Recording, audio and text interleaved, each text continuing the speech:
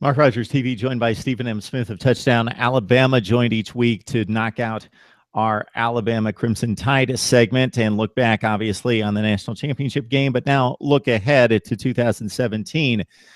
You're going to remember this quote much better than I, Stephen, I'm sure. But after national championship triumphs of the past, Nick Saban, often goaded by the reporter on the sideline to kind of let's see a smile, let's see some joy, let's see some happiness. And also the question is always, how much and how long are you going to take off and enjoy this championship season? And it's usually something like, well, we'll enjoy the plane ride back, and then tomorrow I'm going to get back to work. Well, I'm thinking after what happened that this has to be driving Nick Saban crazy, and he probably didn't wait until he hit the plane to get back to work on this defense and on the recruiting trail.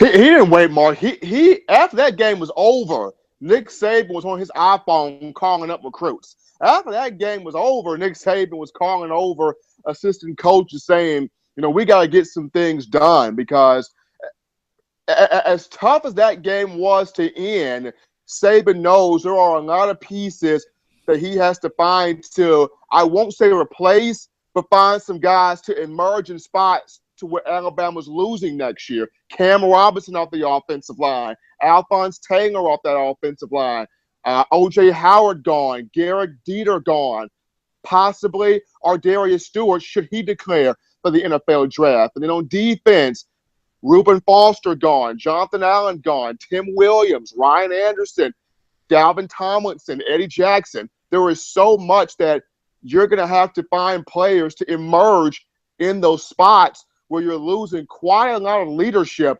But the big thing about Alabama, this 2017 recruiting class has some guys that can step up early, that can fill in roles, and then the guys ahead of them that played this season and have played in season past were Sean Evans, Sean Dion Hamilton, Deshaun Payne, Deshaun Hand, Deron Payne. Some of these guys have gotten some seasoning in them. Returning can be a big-time factor. So, Stephen, what is the latest from the recruiting trail? Latest from the recruiting trail right now is the guys from the 2017 class. The majority of them are on campus at this point.